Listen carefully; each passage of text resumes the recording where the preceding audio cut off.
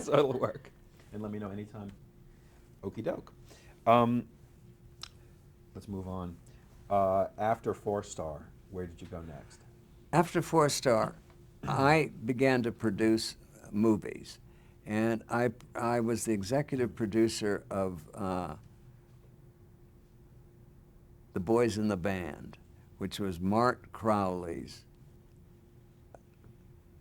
breakthrough play Mm-hmm. about gay life. And it had been this enormous hit off Broadway.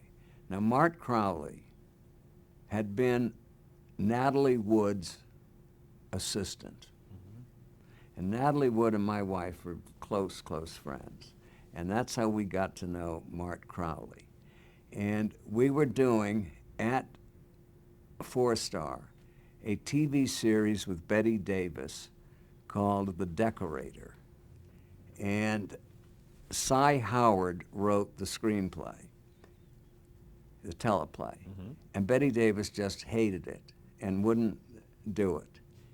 And I got hold of Mart Crowley in the middle of the night, and I said, "Can you rewrite this by morning?" And he did.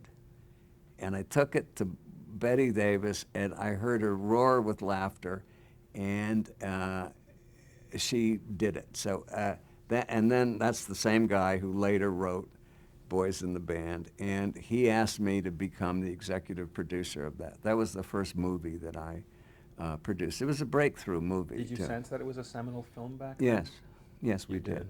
We did. How about Panic in Needle Park? And then the second one was Panic in Needle Park. And that was, the screenplay was written by my brother and sister-in-law. My brother is John Gregory Dunne, now dead, Yeah. very well-known writer. And my sister-in-law is Joan Didion, the famous Joan Didion. And we had a company called Dunne, Didion, Dunne. And we produced several movies. We did several movies together. They wrote and I produced. Mm-hmm. And this was Al Pacino's first movie.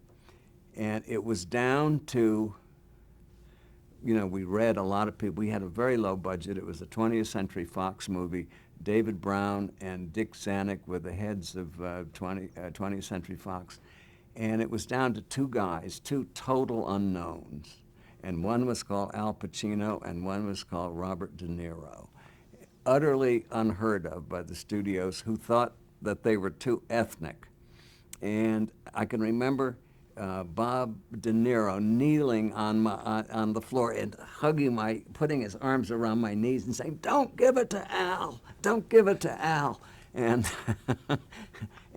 but Al got it. And all during that time, the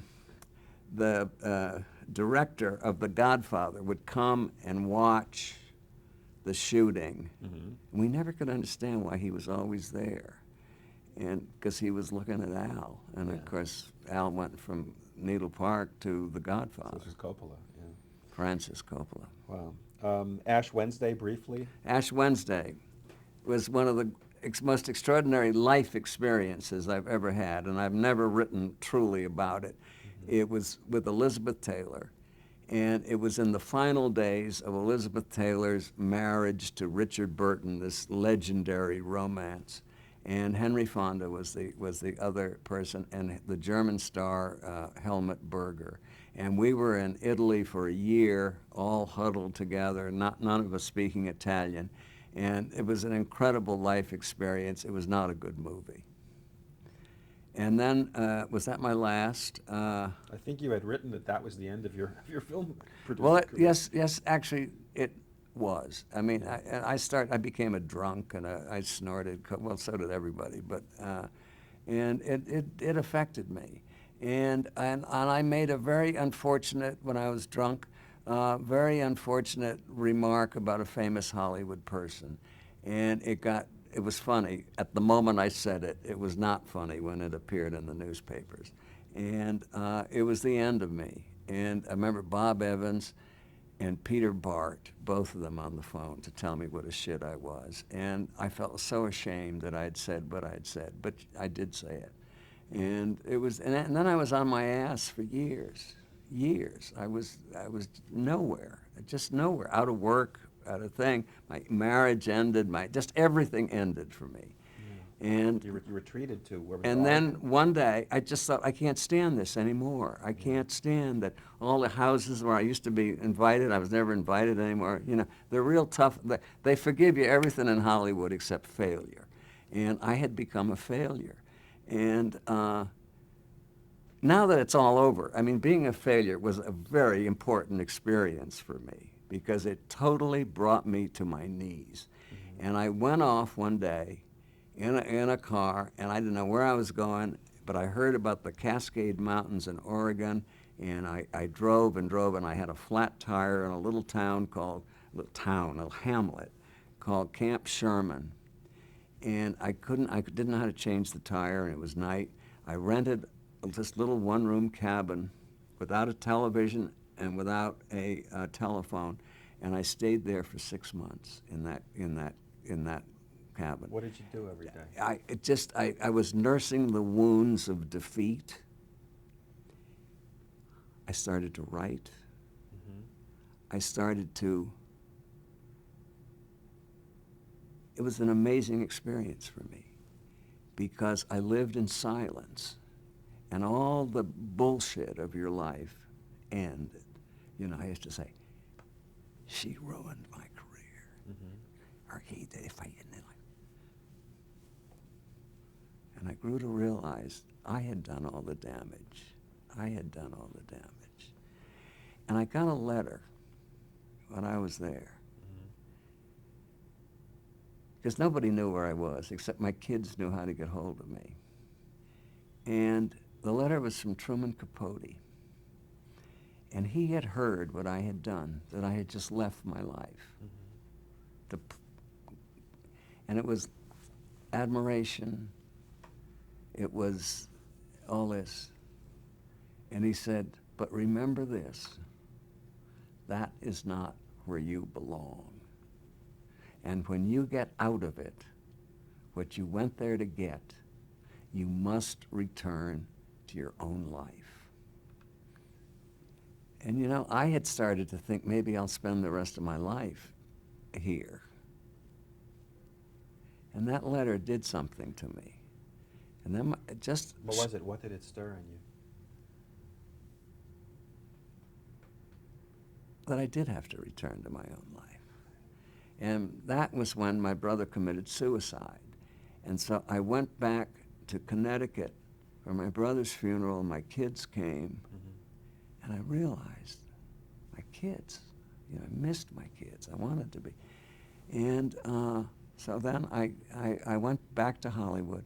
I sold every single thing I owned, every object, every Turnbull and Asser shirt, everything that I owned, I sold because I had no money.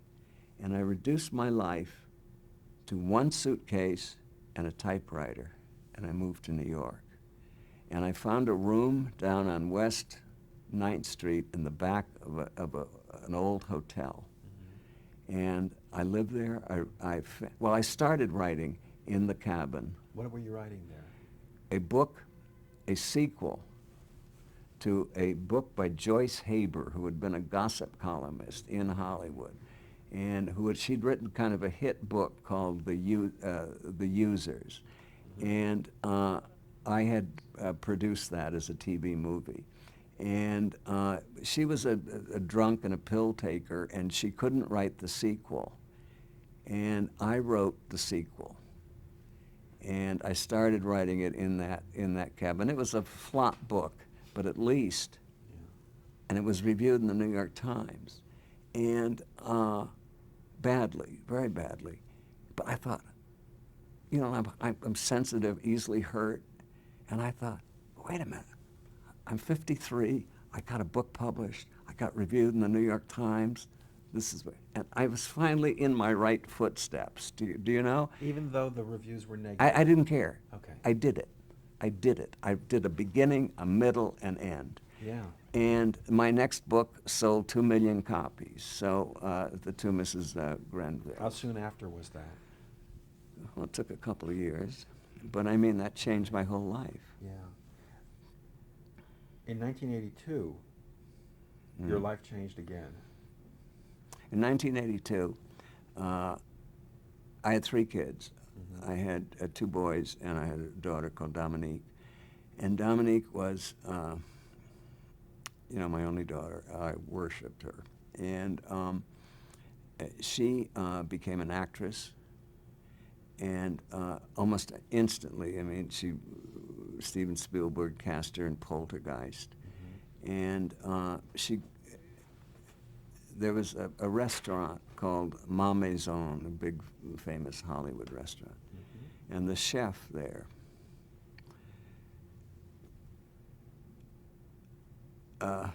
they had a romance. Yeah. And he stalked her. She became frightened. She never told us he was abusive to her, and he killed her.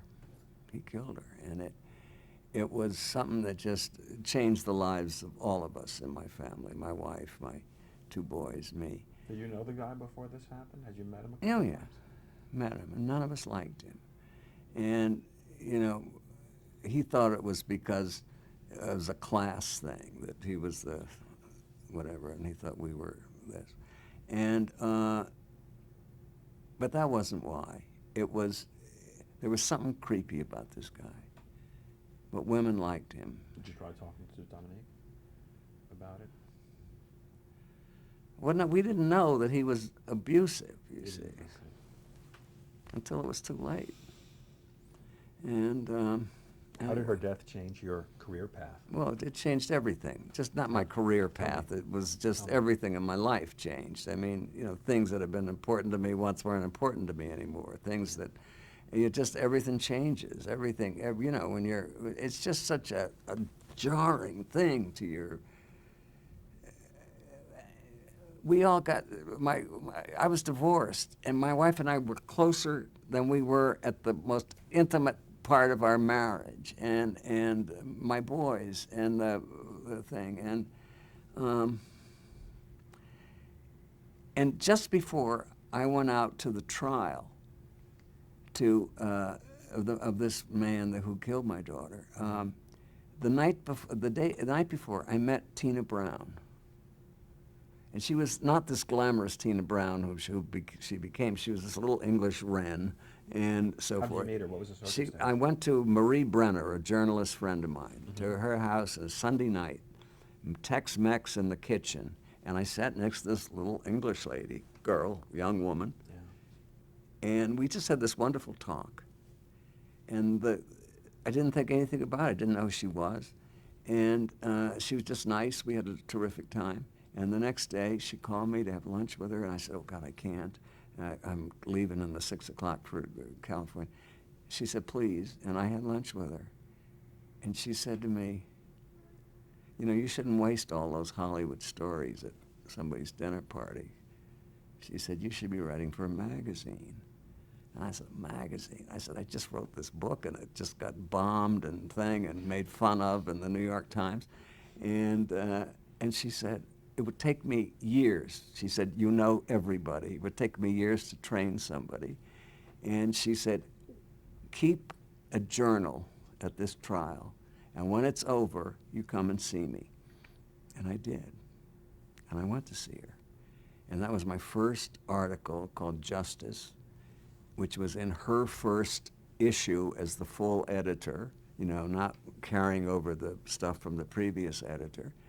And a week before the issue came out in the stands, she took me out to lunch again, and she said, next week, when this article hits the stands, every magazine in New York's going to offer you a job.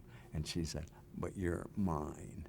And nobody had wanted me for so long. I said, I want to be yours, and that was the beginning of our extraordinary teaming up. I owe so much to Tina Brown.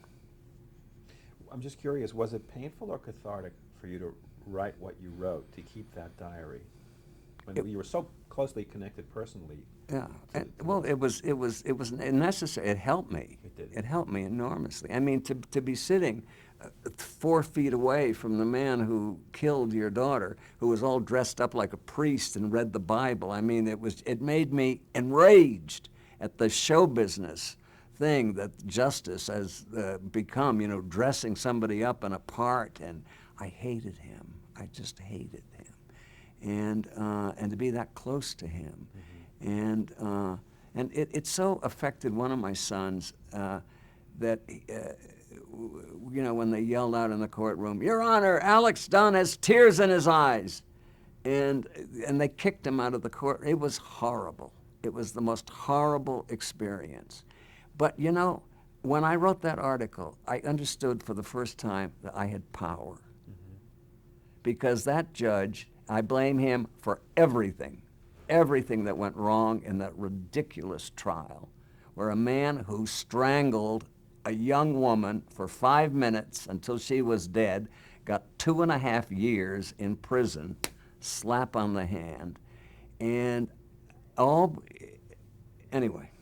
I know that you had an encounter with him years later. Yeah, I had an encounter, but you see, I went after him in a way in that article, so that within a year he went from the Superior Court to Children's Court to Traffic Court to no court.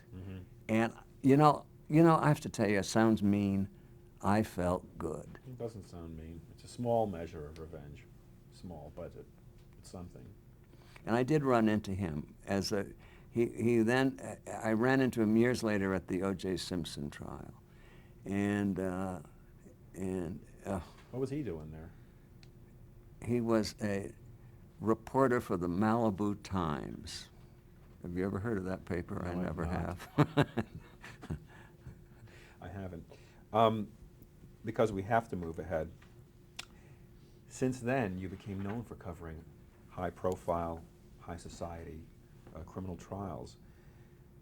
What is it about these cases, do you think, that draws you to them? Well, there's certain crimes that happen, and I'm not interested in street crime. Do you know what I mean? I'm interested in high-class crime, because I do think that that somebody's got bucks and can, you know, pay $1 million for a lawyer and have all the things, is going to beat the prosecutor who's been 6 months out of law school and, you know, is overworked. You've seen it time and again. Over and over and over again. And I just felt I have, you know, a knack. And Tina Brown said that by the time that I covered the Klaus von Bülow case, do you remember that? And that she said, you created the writing style of Vanity Fair, because it wasn't just the judge ruled and the thing. I had all the gossip of the trial, what went on, and it was a new way of covering crime. It drove people crazy, though. I was going to say, did you find that people were eager to talk to you? No. Well, some were, and then anyway, both. Evasive and also avoiding. Yeah. Would you say that you have, because of your experiences, would you have a bias toward the prosecution? Yes, of course. I mean, I make no bones about that at all. Okay. I mean, I you know, sometimes defense attorneys drive me crazy. Defense attorneys who would do anything to win an acquittal for a person they know is guilty makes me cry. And I've seen it over and over and over again. And so I'm not popular with the defense attorney crowd. Isn't that how our justice system supposedly works? Yes. Yeah. You know what? Let's jump ahead and talk about some of the specific trials that you've covered, that you've become famous for covering. For example, Klaus von Bülow, who you just brought up. Briefly, let's just describe his case. Well, I know it's Sonny von Bülow was one of America's great heiresses. She was a very beautiful woman. Like so many of the cases I cover, I know the people. I had been to Sonny von Bülow's coming out party when she was a debutante. And so she was never a friend of mine, but I knew her. And then she married a prince first. She had 2 kids who were from the prince marriage, and then she married Klaus von Bülow. Yeah. And, you know, she did have a drink problem and so forth. And there was an attempted murder trial. He was found guilty in the first trial, sentenced to 30 years. Alan Dershowitz came in. It was overturned on appeal. Trial 2, which is the one I was at, he was acquitted. And he is now, what? In your opinion, guilty? Oh, yes, I felt so. And he hates me a lot, the way I wrote about him. And I was in London recently, and I heard that he moved to London afterwards, and he's now the drama critic of the Catholic Herald in London. That's what he's doing? That's correct. You met him at a certain point in his apartment. Could you tell us about that? No. You did not meet with him? No, I ran into him. Okay. But I was never in his... Oh, wait a minute. What am I talking about? Of course I was. During the trial. What are we Yeah. talking about? Yeah. Of course. Tell me about that. This was one of the most bizarre things. He's on trial for murder. And on the weekends, there's no thing. So we came down from Rhode Island, and he had a mistress, Andrea Reynolds. Who you knew from... She was years Hungarian, ago. yes. Yeah. Knew her in San Moritz years ago. I mean, sort of knew her. And she had moved into Sonny Von Bulow's apartment on Fifth Avenue, one of the most beautiful apartments. And they gave a lunch party. This is during a murder trial, with butlers with white gloves and all this kind of stuff. Well, I mean, that's right up my alley, I have to tell you. I mean, and Helmut Newton, the great photographer, a wonderful man, a genius, I think, and a great friend of mine, he photographed Klaus and Andrea in black leather. I don't know if you remember those famous photographs. Saw some of them. Yeah, during the trial. Anyway. Let's jump ahead to O.J. Yeah, O.J. Simpson trial. which I Okay, well, know- first, I just want to say that the other major trial was the Menendez You brothers. want to speak about Menendez? Well, Sure. and I was very interested in that because, you know, I'd brought up my children in Beverly Hills, Yeah. and our house was not too far away from the Menendez house. And so I kind of understood the life of those two privileged boys with the tennis court and the swimming pool and the Ferraris Yeah. and the things.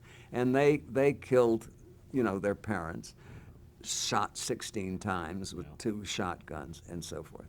And there was a hung jury for the first trial, and then they got life without parole. They're both in the thing. And then O.J. came.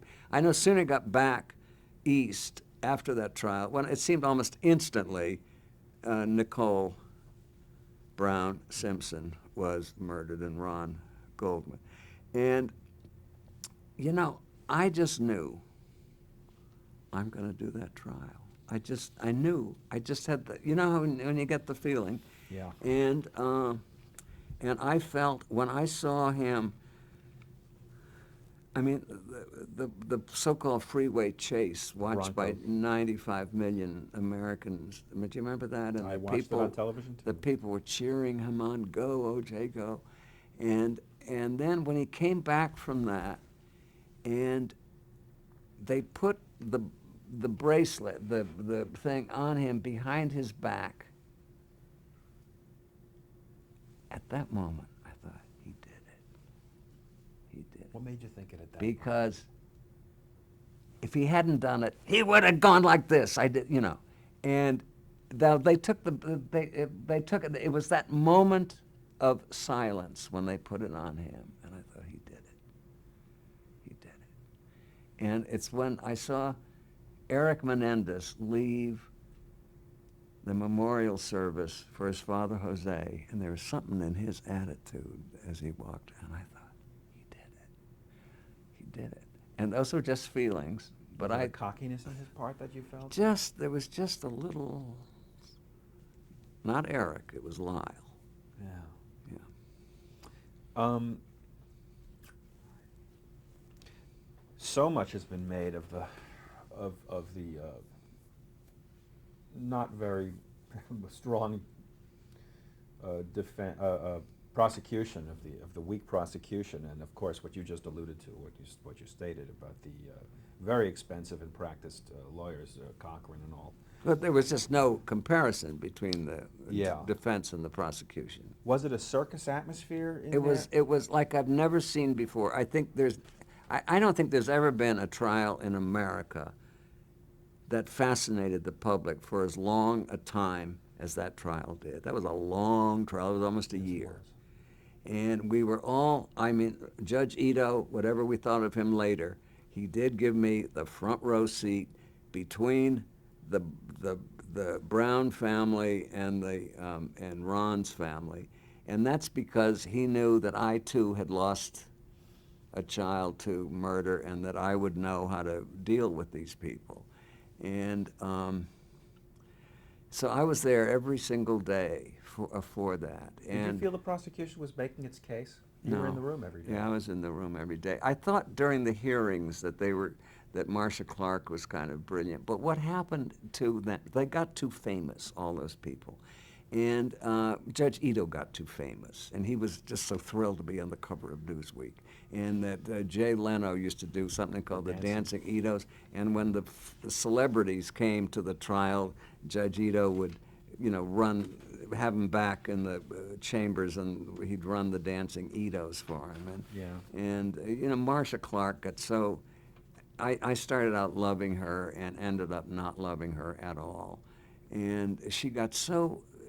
They all got carried away because they were so famous. And there's fame of accomplishment and there's event fame. And getting famous in a trial is event fame. And when the trial's over, it's over. Yeah. I'm sorry to have to do this, but let's jump ahead. The book Power, Privilege, and the court TV series Power, Privilege, and Justice.